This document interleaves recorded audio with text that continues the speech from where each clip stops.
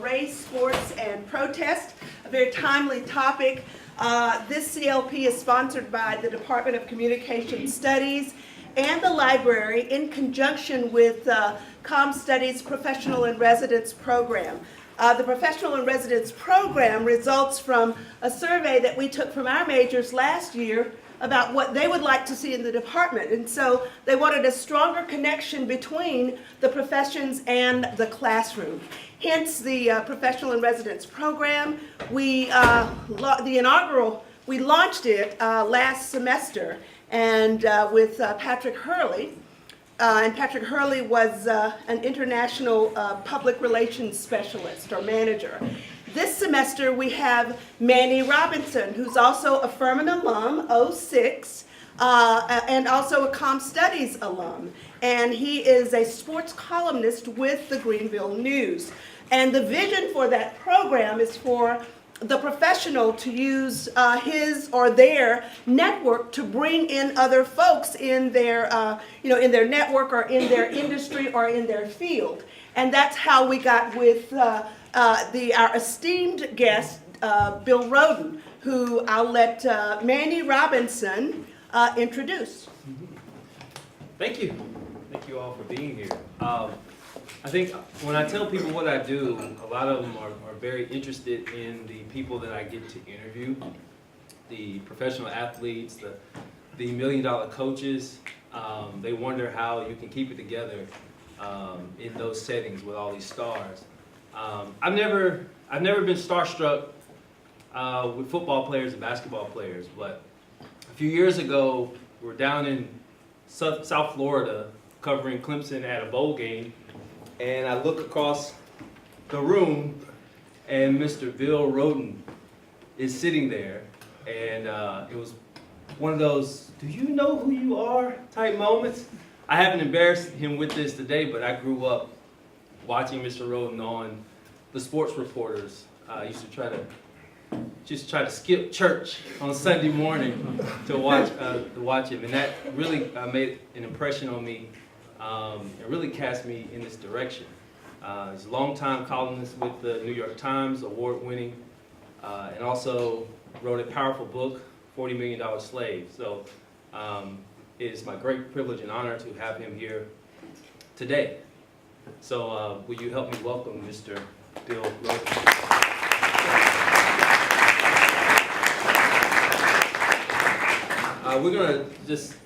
This conversation is going to start in 1968. We're going to try to bring it from there all the way to current events. So we'll start with a brief video discussing the inspiration behind that 1968 protest that you all, I hope, are familiar with, and we'll show you how that event ties to an event today like Colin Kaepernick.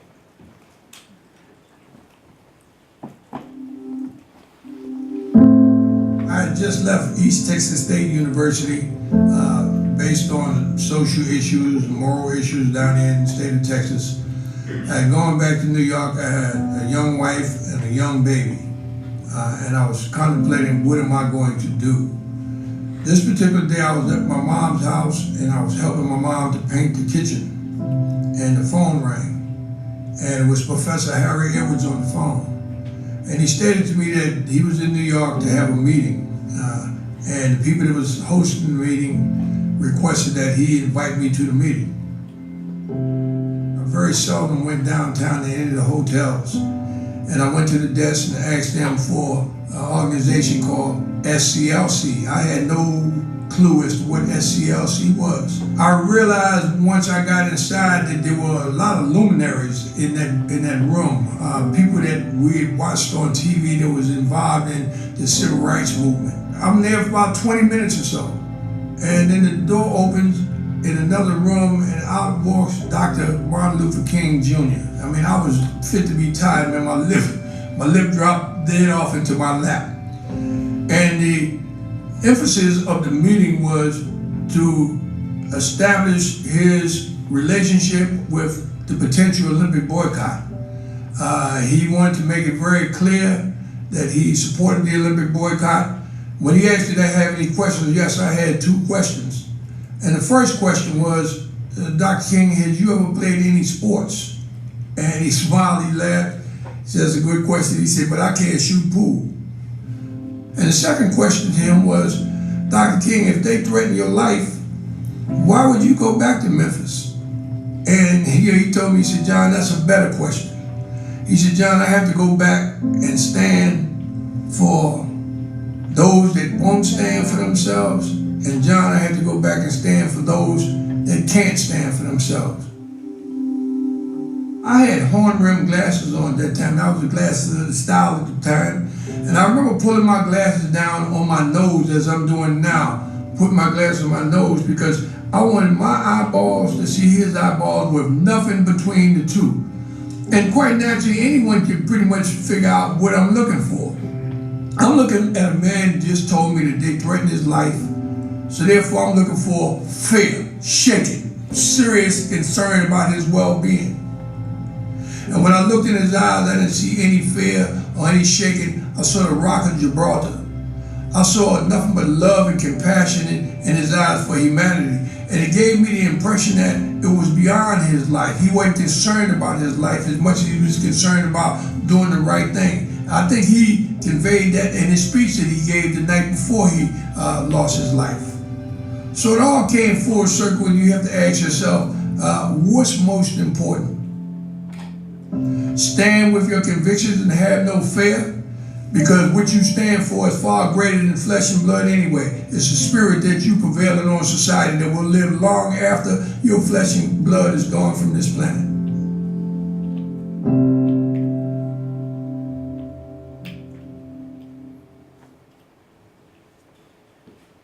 So as you can see, all the seminal moments in sports protests, you could say, since 1968, precipitated by Dr. Martin Luther King. Now, Bill, your career has spanned many of those landmark moments, but in 1968, you were preparing for your freshman year at Morgan State. Just as now you know. As a young student, what do you remember about that moment? Yeah, first of all, thank you very much for having me here, Professor King. Thank you very much for this kind of reuniting. Professor King reminded me that we met a long time ago. I was actually doing a column, a series of stories. This is kind of tied into the question in a very roundabout way, because it's all about protest. I mean, my career has always been about writing about protest. My mentor, I don't know if any of you students know, there's a sports writer named Sam Lacey. If you don't know him, you should know him because he was a great influence on my life. But Sam Lacey is in the Hall of Fame. He's in the Baseball Writers Hall of Fame. And he was my mentor at the Afro-American newspaper. And Sam Lacey died at 100. The rumor is he wrote his last column probably about a couple weeks before he died. But he's the one who basically, along with Wendell Smith, anybody see the movie 42 by Jackie Robinson? Well, they showed a lot about Wendell Smith, but the other person who helped Jackie Robinson desegregate Major League Baseball was Sam Lacey. And so Sam Lacey was my mentor. I worked at the Afro-American newspaper. I went to Morgan State, as you mentioned, played football there, and my freshman year was 1968. Before I jump into that, so Sam's career, he wrote a book called Fighting for Fairness. And that sort of informed what I was going to be about, just as a writer, as a journalist, as an African American first. You know, not well. You know, a lot of people say I'm a black man who happened to be a journalist or something like that. I said no, I'm a black man first. You know, everything else comes after that, whether being a journalist or whatever. But Sam was always about fighting for fairness, and I never gave it a second thought. That was sort of what it was like breathing. That's what you do. You fight for fairness. And I'll just say, when Cynthia and I met, I was on the campus at Auburn, and I was doing this 3-part series about the student athlete on campus. And Auburn I found to be really unique in that I was speaking to a lot of the football players there, and they were kind of sequestered, particularly the black football players. They were like in a world unto themselves. And they were, and this is not just peculiar to them, but it's also not peculiar to now, which is what makes Colin Kaepernick so unique, in that many of them were afraid. As courageous as they were on the field, they were timid in terms of trying to talk about things on campus. At that time on campus, there was like a Confederate flag that somebody had unfurled. And I think that was an issue. And a couple of football players dared to sort of stand up and actually take it on. I said, well, how can you guys on campus cheer for us on the field, but yet you tolerate this kind of nonsense, this sort of bigotry? And a couple of them did stand up. A lot more of them were saying, you know, we don't really want to take on that power structure. And I think, Cynthia, now I remember the conversation, that we had a conversation about this sort of dichotomy between the black students on campus, bless you, and the athletes, the black athletes on campus. And one of the great lines was, I'm not sure it was your line, but one of the students said, you know, I know that they play on a team, but whose team are you on? Are you on the black team, or are you on the university's team? And I always like stuck out. And even today, when you go to a lot of these places, Kentucky, Alabama, you know, there's this dichotomy. And you kind of have to ask a lot of the young brothers and sisters on the team, well, whose team are you on? You know. Anyway, so in 1968, I was a freshman at Morgan, and I kind of already been formed, because remember, in 1966, Muhammad Ali had refused to be inducted into the Army. And you kind of have to put yourself, you know, we all filter things through our particular prism.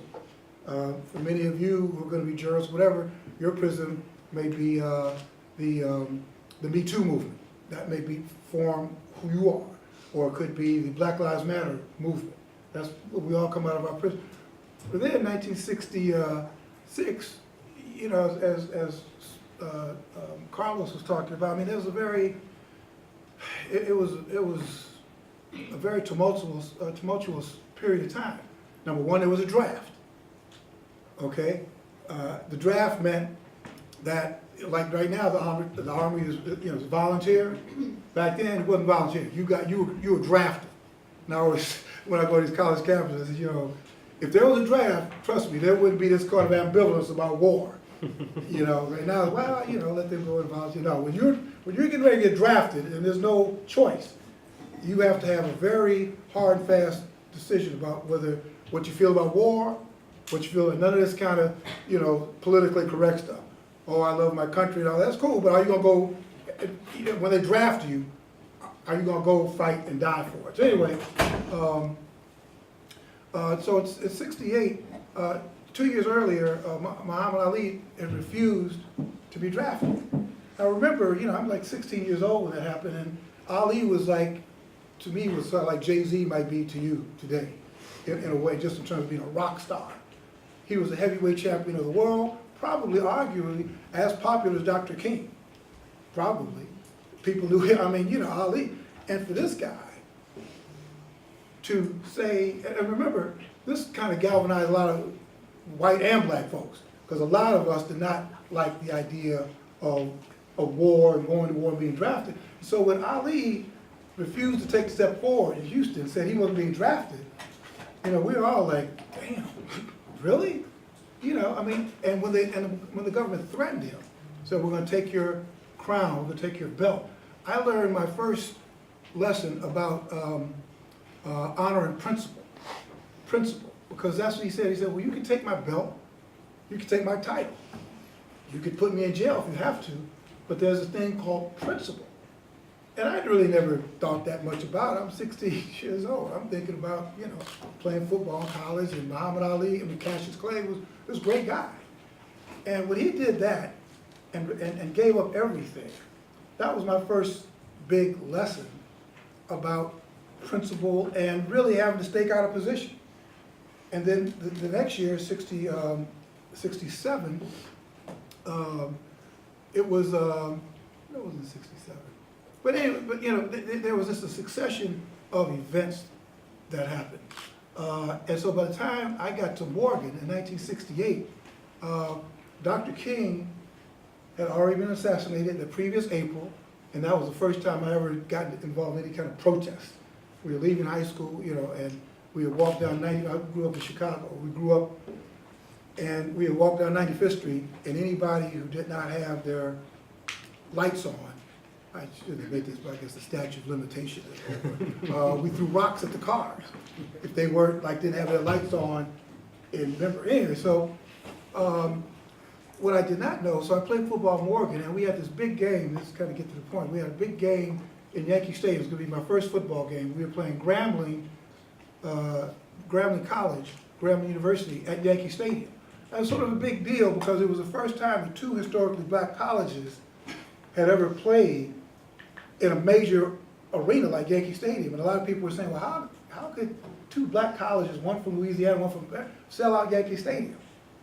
And turns out that the game was sold out almost 2 weeks in advance. And just the thing to remember, back at that time, 1968, integration had really kicked in there. So all the athletes you see now, Clemson and Alabama, all those people were in places like Grambling, Prairie View, Morgan, all the great black athletes were in black schools. And so what we did not know, this game, the way this game with Grambling came about was that at Dr. King's funeral, my coach, Coach Banks, Jake Gaither, who was a coach at Florida A&M, and Eddie Robinson met at his funeral. And everybody was trying to figure out what could they do in his honor. And black athletes had always kind of been, we were sort of like Cutie dolls. We said stuff. I mean, we didn't say anything. We were just there to be seen, but we weren't really involved in the struggle per se. Only symbolically, like Joe Louis. And, So they decided at Dr. King's funeral that they were going to play a football game. Let's play a football game in Dr. King's honor. And Morgan at that time had this 23-game winning streak. We had the longest winning streak in college football. And Grambling, of course, was Grambling. They turned out all these. And so Coach Banks and Eddie Robinson agreed to play this game at Yankee Stadium. And so we played. It was a great game. It was sold out. And it was eye-opening to a lot of people. There were like 12 people who got drafted from that game. So a lot of scouts were like, damn, we didn't really know that all this talent was there. And also economically, people were buying hotel rooms. And wow, there's a whole economic thing here too. What happened about a month later after we played Grambling, I remember it like it was yesterday, we were watching the Olympics. And, I love the sprints and all that, so we were watching the relay. And, Tommy Smith, you didn't see him, Tommy Smith and John Carlos were like two of the top sprinters in the world. We watched the 4x100, no, it was a 220. It was a 220. They were running a 220. And it was a great race and all that kind of stuff. And at the very end of it, I remember we were all sitting in a room, and at the very end of it, Tommy Smith won, Peter Norman was second, kid from New Zealand, and then Carlos was third. They got to the victory stand, he played Star Spangled, and when they started playing the Star Spangled Banner, and then they had their shoes removed and they bowed their fists, they bowed their heads and raised their fists as an anthem, the room was like this. And we were all like saying, oh shit. Because it was amazing. I mean, you didn't even think of such a thing. They didn't say anything. They didn't do anything. All they did was simply bow their head and raise their fist. And we were like, damn. And I think that instinctively we knew that these guys were going to be in trouble. And that really began to inform me as, not just as a black man, but as an athlete. I said, wow, as an athlete, you're in this they let you loose as a black person to play in all these arenas, figuring that you're gonna be a good boy. That we can put you in front of all these people, but you're not gonna, no matter what's going on in your community, no matter how many of you get shot by the police, you're not gonna do anything.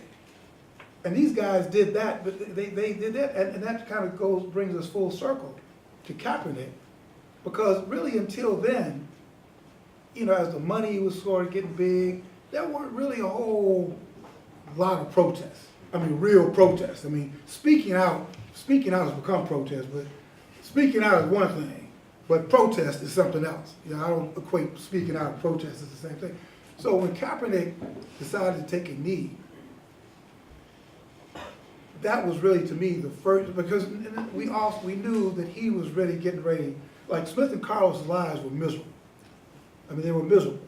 Carlos' wife committed suicide, couldn't get a job. Tommy Smith couldn't get a job. Their lives were miserable, but they had taken a stand.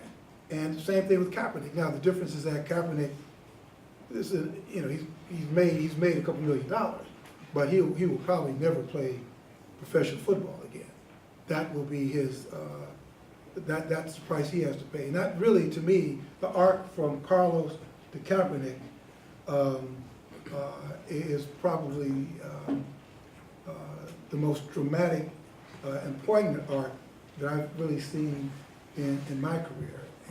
And it elevated me from 68, just being a freshman, to really not just being a football player, but really we decided that whatever I did in my career, in my life, it was going to be about protest and activism.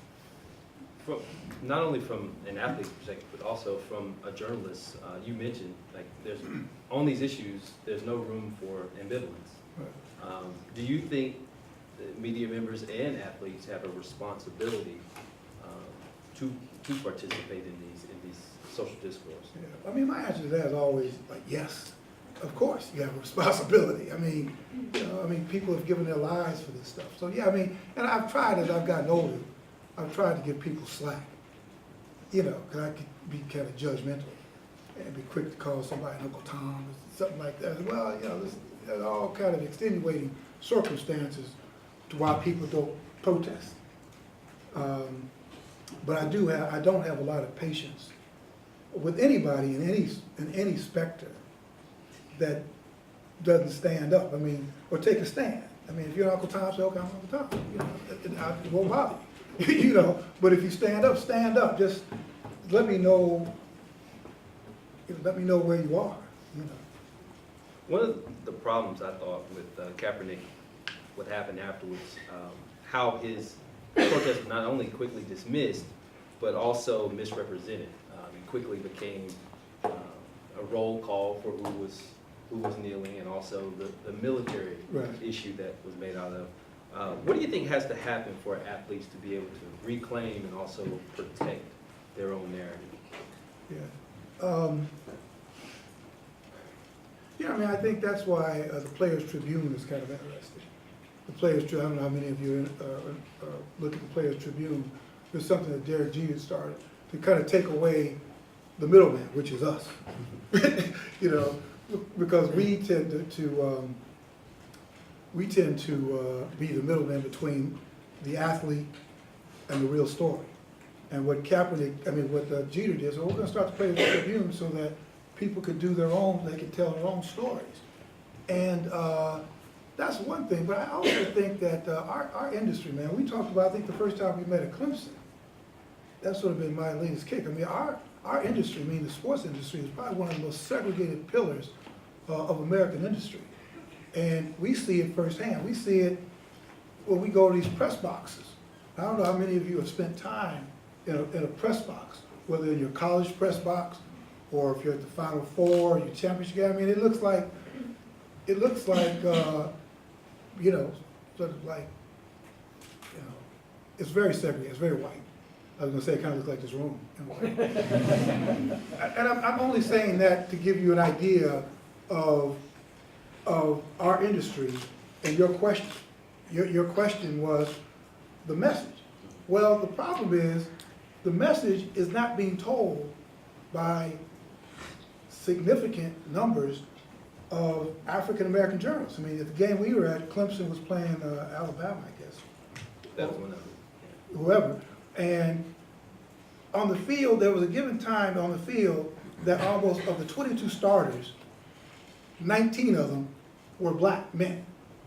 But when I turned around in the press box, I think you and I may have been like the only two black people in a press box that holds about 200 people. Or of any Or- any creed. Well, it could have been any people of color. And that's another thing. I try to be specific. Yeah. We're talking about black people. I mean, because people of color, I'm talking about black people. And there were two of us. And I think that creates, and not only that, but from the time we got off the bus to go into the stadium, event production, security, I mean, the whole thing, black people weren't even involved in this. Nothing. The only time you saw black folks was when Clemson Alabama ran out in the field. That's it. Other than that, we're not even in the industry at all. So I think that when you start talking about, and a lot of our kids don't even know about what I call the invisible industry. They don't know about any of this other stuff. How does an event get put on? What about security, event production, marketing, advertising? I mean, we're not in, the only space we're in is that playing space. And it's so much like the plantation. Some things have not, the power structure has not changed. So these are things I look at. And so, you know, I wish, you know, some of my colleagues would say, well, you know, man, Rhodes always, why you always want race? I wish I did have the luxury to go to the press box like my other peers and drink a beer and have fun, but this shit just bothers me. You know, when you, I mean, time, from 1960, I mean, it just has gotten worse. And so when a guy like Kaepernick or somebody just calls a timeout, says, you know what, this is just ridiculous. Because it's all tied into police killing, devaluing black life, not having black representation, one thing after the other. So, that was the question, but I mean, I'm just saying these are the things that sort of that informed who I was going to be as a journalist, as you know, as a black person. You said, do I get, you know, when I talk to athletes, how do I feel about activism? And you know, I'm thinking, money is supposed to be liberating, right? I mean, money is supposed to be a thing that frees you. But too often, in the case of black athletes, money has become a shackle because they don't want to lose it. They don't want to lose the endorsement. They don't want, so, you know, we'll just kind of not say a lot or say only those things that are prescribed, you know, that's kind of prescribed. We'll protest to a certain point, which is, again, what makes the Kaepernick thing so, because he knew, at some point, I met with him last month about a project he's working on. And I think he kind of knew. That he would probably never play again, but I don't think he knew to the extent that it was going to be shut tight. Like, that they just hired, the Colts just hired RG3. Yeah. The Ravens, rather, I'm sorry, old school. The Ravens just hired RG3. Before that, they hired a Arena League player. I mean, if you go all the people that they hired, so I guess the answer to that question was yes. I think that everybody. You start your career at a black paper. Right. I've heard in other industries that talk about how black industries were diminished after integration. Do you think that's also true of the journalism industry? Do you think losing those papers? Because you mentioned the number has dwindled. Yeah. I mean, the question is a great question. We talk about this all the time. I mean, integration was devastating. Quote unquote, integration was devastating in terms of black institutions. And in our profession, I mean, I went to the Afro, and then I went to Ebony magazine. And after that, after Ebony, that's when I began my career. I crossed over into sort of the white world of journalism. I went to the Baltimore Sun and all that. I remember Mr. Johnson told me something, and I've had a great career, as a matter of fact. But I remember I was leaving Ebony to go to the Baltimore Sun. you know, and I remember Mr. Johnson called me up to his office. Mr. Johnson, John H. Johnson, was the founder and publisher of Johnson Publishing Company and Ebony Magazine. I remember he called me up to his office, and he said two things. He said, "You going to Baltimore?"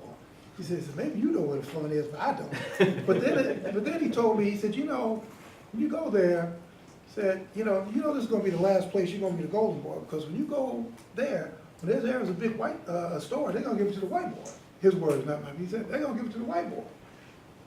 And I remember that stuck out, and some of it was hyperbole, because I have had a great career. You know, Baltimore Sun, 34 years as a New York Times, now I'm working with ESPN, with the Undefeated.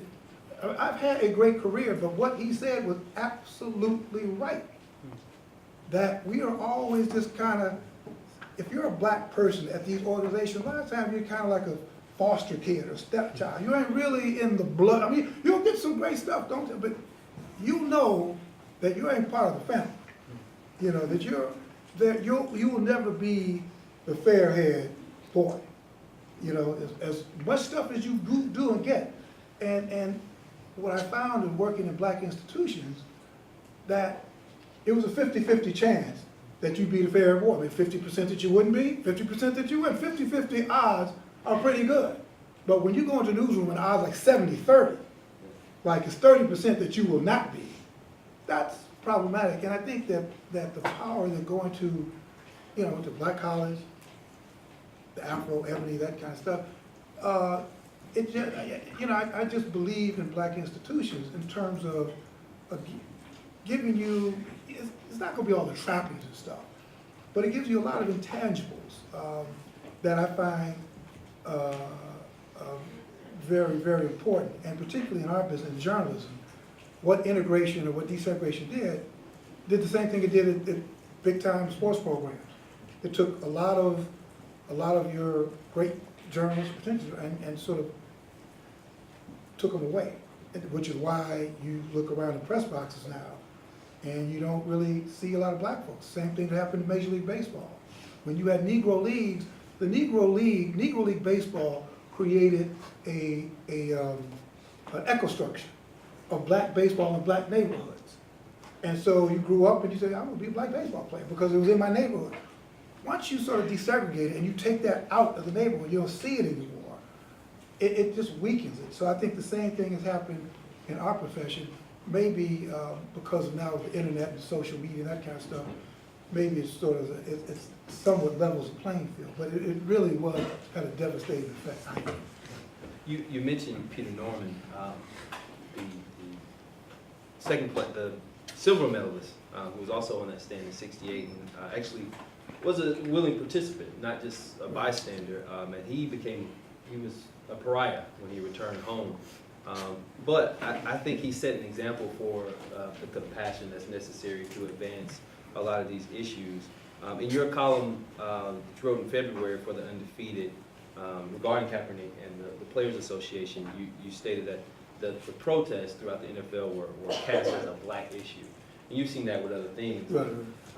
Sexual assault on campuses and the cover-ups are cast as a woman's issue, and LGBT athletes is cast as an LGBT issue. How must the framing change, or what has to change for those issues to resonate outside of the affected group? Well, you know, what I thought was trying not to use the word interesting. That's like one of those deadly words, interesting. When a date, somebody says you're interesting, you know it's over. I know, how many times y'all heard that? Interesting conversation, you know, it's over. But you know, what I thought was compelling was the number of white athletes who joined with Kaepernick. You know, who said, you know, people could dismiss it by saying, "Oh, it's a black issue." But eventually, what all people see, when you see injustice anywhere, and that's what Dr. King said, injustice anywhere, you know, eventually he's gonna kick to you. Eventually he's coming after you, whether it's young black kids getting shot. When police are out of control like that, it's only a matter of time before they come after you, you know.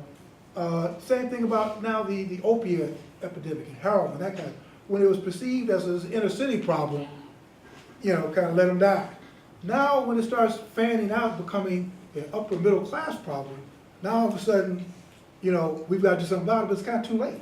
So I think that what I found fascinating about the Kaepernick thing is a number of white teammates who didn't let it get cast as this is a military issue.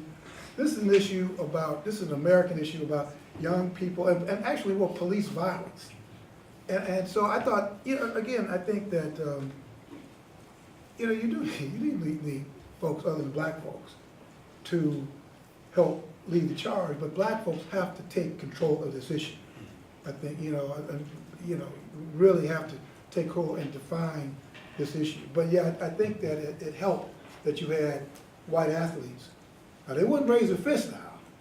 They kind of cuddle up next to them, kind of do like that, like this. But because again, and again, a lot of people risk. One of the last columns I wrote about that was a brother who plays, Robert Quarles, who plays for the Rams. I know he's a lineman. Robert Quarles, is his name? Yeah. So the last playoff game, he was actually the last guy to be protested because he raised his fist during the national anthem. And so I got him after the game.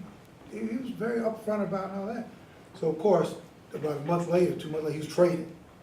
He was traded to like the Dolphins or something, you know. Now, you could argue that he's still in the league, but you ain't over here, you know. And if he wasn't great, he'd be out of the league. But he's only like 20, 30 years old. And so it's almost like a shot across the bow. So, I mean, I guess the point of all this stuff is basically about this courage, and courage, having the courage of your conviction. And I think that one of the issues of millennials, and that's what the old folks said about my generation, but seriously, I mean, every generation of young people hear it from the older generation, that y'all worthless, you know. But really, my parents, they said, how the black race is done with you guys, man. But it's basically about courage and having the courage of your conviction. If you are a feminist, and the issue and the issue is now the Me Too movement, well, you have to take a stand on that. Black Lives Matter, you have to take a stand. You just can't go through your life hiding and just being neutral about everything. Because eventually, whatever it is you're hiding from is going to find you. I mean, I guarantee you that. Whatever you hide from, you can only stay neutral for so long. But at some point in your life, you kind of have to take a stand. Or tell you, many of you are going to go into corporate America, you know, and first day on the job, and they're going to tell you, so what, you know, the tie, the dress, the uniform, blend in, you know, and 99% of you will do that. It's just the way you do it. But who's going to be the person when you see something wrong and you say, this is not right, this is wrong. Even though it may cost me my job, my livelihood, there will be another job. I mean, it may not be soon, but there will be. Know that. You're up against something really powerful. Yeah. Lastly, before we open it up for questions, the recent incident in Sacramento prompted demonstrations outside of the arena, and the Sacramento Kings owner, I guess, made a speech in support. Could that be considered progress when you have, I mean, he's the first owner of a professional team really to come during this movement to make a stance in support? Yeah, I mean, Yeah. yes, I mean, yeah, I mean, it's good. It's a good thing. When you see something wrong, you stand up of it, particularly in a league that's like almost 80% made up of black players. You know, I think it's a wise thing to do, but I won't take anything. I mean, I like to look at the glass as half full. But yeah, it was good for a billionaire owner just to say wrong is wrong. You know, Matt Barnes, as a former player, was, led the demonstration. So yeah, I mean, whatever you have people speaking out against things that are wrong, whatever it is, I mean, we're talking about big news items, but I mean, it could be here, it could be on your campus. You know, who do you know in your groups, whether it's a fraternity, and you know that hazing isn't great, you know you shouldn't be doing it, but you're part of it for, the frat. Stepping on toes here. All these frat people, you know. But yeah, so I think that when you see wrong, you gotta call it wrong, whether you're a chemist or a journalist or whatever you are. You know, you just can't live your life and if you're an athlete, particularly, it's my realm. You know, if you're an athlete and you see stuff that's wrong and you don't call it out, or you go along to get along, you're not doing the right thing. You're weak-minded. You're weak-minded. You're basically allowing yourself to be on a plantation. So, what do you think about that? I lied, I got one more. What's the worst? You must be a journalist. Yeah. One more. One more, real quick, you got time? Yeah.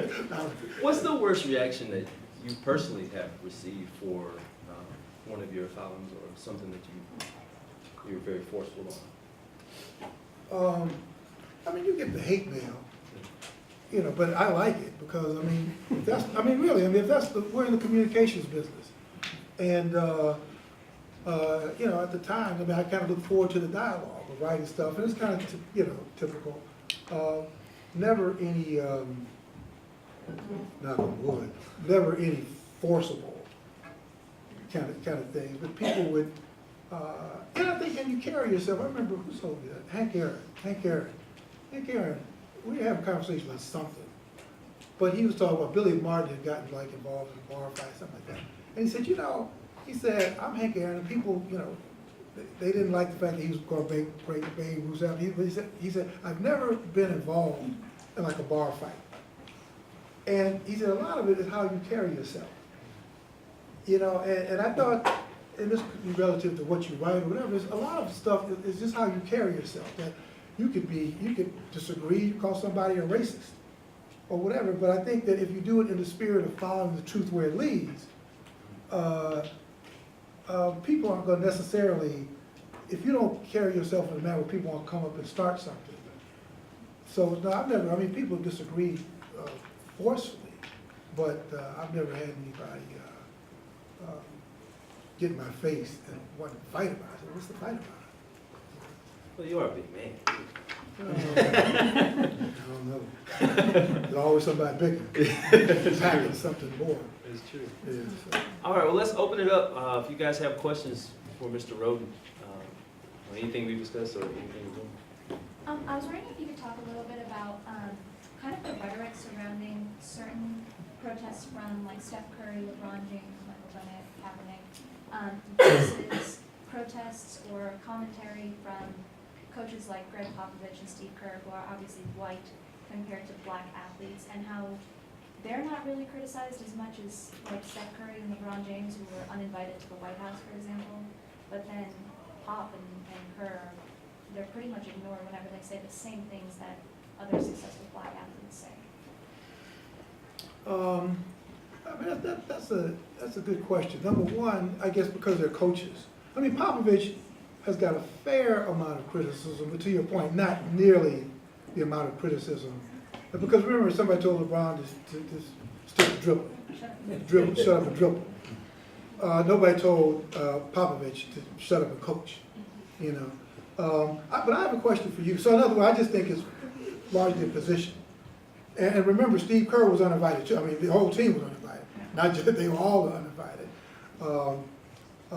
But you know, and then LeBron has the best line when he calls the guy a bum. POTUS 45. But now I have a question for you though. What I'm curious about is why LeBron could, you know, he wears the t-shirts and speaks out, and nothing's done. Kaepernick says nothing. He doesn't say one word. He just kneels, and he can't get a job. Now, why? I'm just curious. Why is that? He didn't say anything. Kaepernick didn't say anything.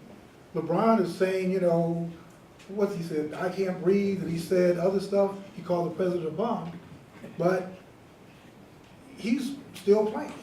Kaepernick doesn't say one word, but he can't get a job. Why is that? Anybody? I'm not. It's not like I know the answer, and I'm just playing with you. I'm asking, why do you think that is? It's money. Huh? Money. What, tell me about the money, what do you mean? Because they can't afford to lose LeBron. So, but they could afford to lose Kaepernick? Of course, obviously. LeBron's a champion. He's a well-known champion. He's an MVP. He has all Also, these it's trophies. just purely numbers. There are tons more football players to pick from than there are basketball players. Like LeBron. Well, so you tell me though, if LeBron knelt, if he knelt during the national anthem, it'd be all good. That there would be no pushback. He wouldn't be. If he's gonna, for example, LeBron's going to be a free agent, right? He's getting ready to be a free agent. So what you're telling me under your logic that if LeBron were to kneel, he'll still be playing basketball somewhere next year. Yes. How many people think that?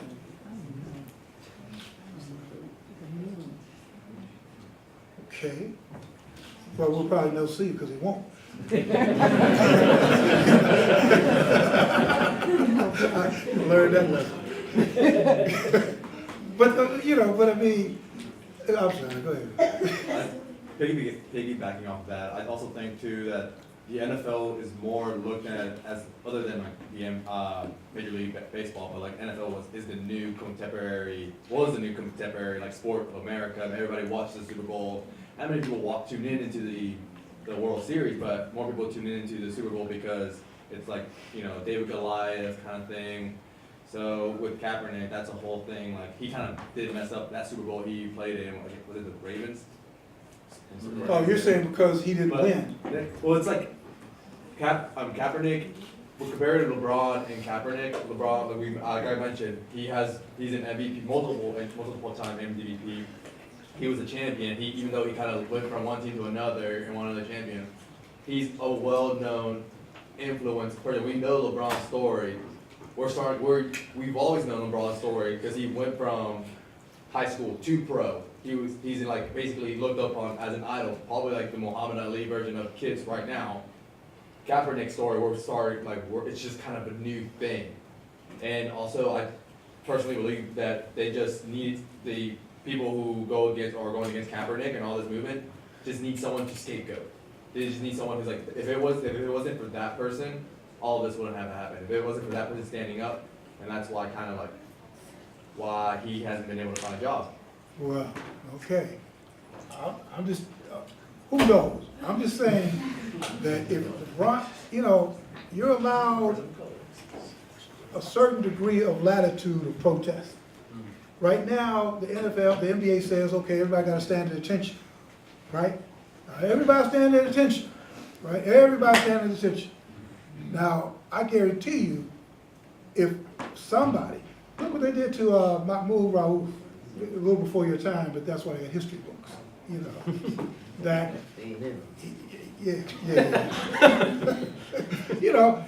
Manie Robinson was a basketball player, well known, played at LSU.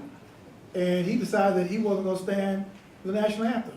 I don't even think he knelt. He just didn't show up, right? And all of a sudden, he found himself over like Malaysia somewhere playing.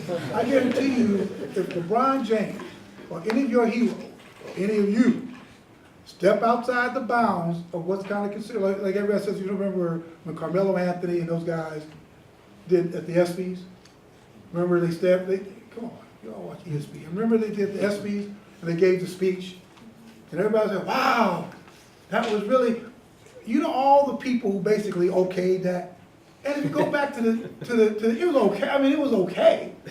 I mean, it was nice, but they weren't like, burn it down. They were like, hey, it was very polite and orderly. Trust me. And they said some wild shit. It would be over. Trust me. So if LeBron or any people you think are untouchable, Steph Curry went to the owner when they got rid of Mark Jackson.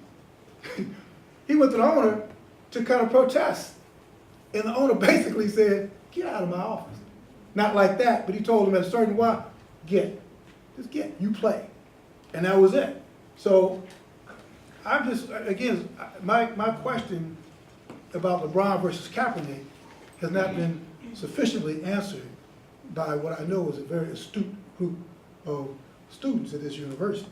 Said, do you really think that if LeBron did the same thing if he knelt, do you think he would be playing basketball next year as a free agent? When I hear you guys say, everybody raise your hand, you're saying because he's so good, he's so great, that no matter whose face he spits in, he's gonna play ball because he can play. I argue that if he stepped outside like that, all of a sudden, well, he's slowing down. We don't want to take a risk. But nobody here thinks that's possible because same reason I didn't think it was possible that they stripped Muhammad Ali.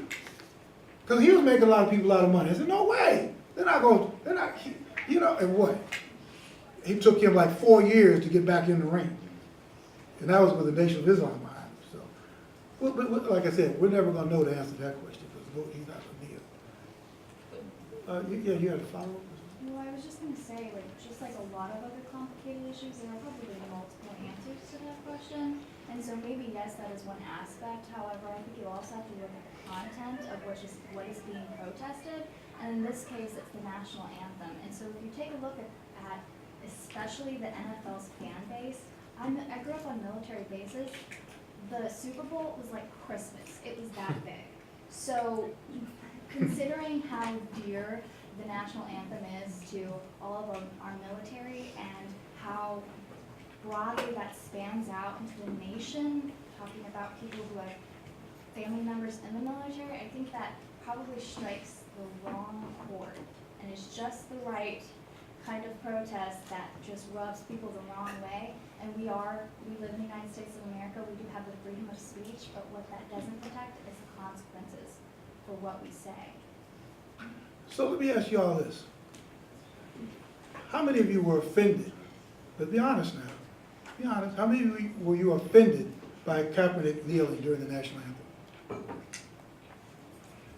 Not one person in this room. Not one person in this room was offended by Colin Kaepernick taking a knee. There you go. Okay. Good. You're the only person. Two. Okay, 3, thank you. 4, okay, let's be honest, there's no consequences here. I'm just curious, so why were you offended? Family's military background, I'm about to enter the military, and personally just, I've had a lot of friends get killed overseas, and so that person strikes a chord with me. What about you? About to go into the military? You're in the military? Okay. And I'm sorry, you too. I'm not going into the military. I don't have a military family. I think it's just a sign of respect. You stand for the national anthem for the military. Okay. So now, the question is, was it a military, and I think that was your question. Was it a military, do you think that what he did was a slap at the military? Was it a military issue? No. That wasn't the intent, though. Huh? It wasn't his intent, no. No. So it wasn't the intent, but something screwed up. It wasn't his intent, but people were offended, including 32 owners said, we're not gonna hire you again. Do you think the consequences were correct for him, that he won't play? No, I don't agree with that. Okay, all right. I'm just curious. I mean, but and thank you guys for raising your hand, because I mean that's important that we could have a discourse and there's no consequence. I mean, that's why the country's great. Yeah. Except the 32 owners who ain't gonna hire. Yeah, I'm sorry. Yeah. I think part of it is so hard for people to understand. I think it's such a big topic because Kaepernick's intent, not everyone's gonna be able to understand, just because like his intent was for minority purposes. So unless you may be in that type of environment every day, unless you're maybe a minority, it's not your fault, but it's just gonna be something that you're not gonna be able to understand as much as a minority who understands his purpose. It will understand, like it's just not.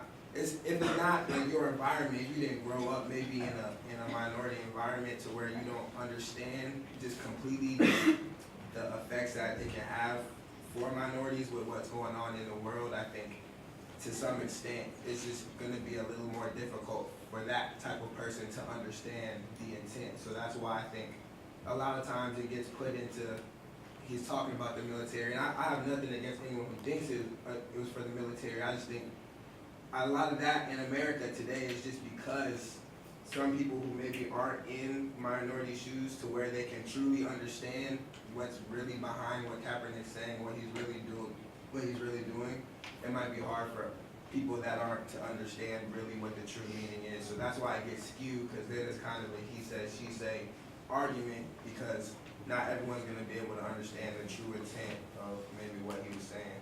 Does everybody buy that? That you have to be, in other words, you have to be minority to understand how minority, but you have to be a woman to understand that sexual abuse is child. You just have to be empathetic. Huh? You just have to be empathetic. So can the same thing be true of what he was saying? That you don't necessarily have to be whatever group, black in your case, to be empathetic. I mean, is it the same thing? The level of understanding, I guess. You're never gonna know. But you could be empathetic. Yeah. You're behind you. Yeah, I think there's a really big difference between just being empathetic towards something and actually understanding what's going on. Like, if you're not part of that minority group and you've never actually experienced that, you're never actually gonna know what that feels like. Like, you can be empathetic and say, yeah, like, that's wrong, that shouldn't be happening, but you're never gonna actually understand what that person went through. I think you have to be deliberate about understanding when it comes to other issues. For me, with women's issues, you have to be very deliberate in understanding that you're not part of the problem. You have to ensure that. So if you're outside of the affected group, you have to be very deliberate about what your interaction is with that group, with that issue. I think that's the issue, that folks, because we're very siloed in our discourse right now. I think social media contributes to that. Our cable news on both sides contribute to that. You're getting these echo chambers, and people are very comfortable listening and discussing things with people who think like them, and no progress is made on either side. Yeah, I think another thing that could have happened with this is that we, especially for an issue like this where, like you were saying before, words weren't said when this happened, so we interpret things with what we know. So it was easy for people that knew the military to interpret this as a military issue. It was easy for people after that to latch on to that military issue, and after that it snowballed, and that's why it's like one thing big over here, one thing big over here, because we interpreted what we knew and latched onto that, and other people rallied behind that, and it's become this polarized issue where just because of interpretation, I think, could be part of that. I'm just sure, when to the people who are offended by the Kaepernick thing, for the military, and I understood what you want. Now, Manie started off with the thing of John Carlos and Tommy Smith. Remember during the national anthem? Same thing. Remember I told the whole emotion story of them raising the national anthem and then they raised their fist. Would you be similarly offended then? Do you think? I mean, it's the same thing. I mean, it's a different time, but everybody who was offended by Kaepernick, were you offended by that? Not as much. Why not? It's just the taking the knee, I guess, is sort of symbolic of, like, typically a disrespect thing, at least from where, like, how I've grown up. And what I've grown up in is that the flag sort of represents everybody, and it is sort of separate from these sort of divides. It's sort of what should bring us all together. And I think it's more divisive to do something like that about the national anthem, something that's sort of supposed to bring us all together. And when you do that, I took it as sort of something more disrespectful to the flag, to what our country's supposed to stand for, regardless of the work that we need to do to get to those, this principle of equality. But that's just me. Take one more. I just think, something that was definitely, in my opinion, very communicated very poorly was that Kaepernick's original intentions for this protest, he was just going to sit during the national anthem, and he actually spoke with a veteran, and there's an interview with him, or a phone conversation that you can actually find online where the veteran was like, look, this is disrespectful, at least in our eyes, to the military to just sit, and that's actually why he chose to take a knee instead of just sit, because he didn't want to disrespect the military, but he did want to be a voice. I guess the thing is, as we close, it's just that, you know, when you protest, there's no right way to protest. There's just no, you know, there's just, you know what I'm saying? It's just no, once you go against the grain, you're going against the grain. And they can say, well, he could have done this. He could, whatever he did was going to be wrong. Unless he would have just, you know, they helped, remember, everybody was holding hands and that kind of stuff, that didn't offend anybody. But by definition, protest, you're gonna make some people angry. Dr. King, he didn't do anything. He was just, you know, they killed him. You know, so the point is, as you know, is I really understand, respect the, you know, but there is no right way to protest. Once you're gonna piss some people off, I think you need to make peace with it and go I don't want to say guns blazing,